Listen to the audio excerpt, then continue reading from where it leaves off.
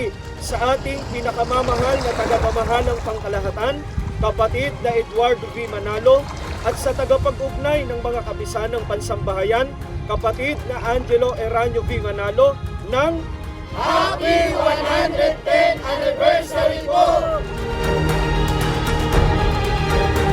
Binabati po namin ang aming tagapamahalang pangkalahatan, ang kapatid na Eduardo V. Manalo, at sa tagapag-ugnay ng mga kapisanang pansambahayan, ang kapatid na Angelo Eranio V. Manalo, at sa lahat ng mga kapatid sa buong mundo ng Happy 110th Anniversary po!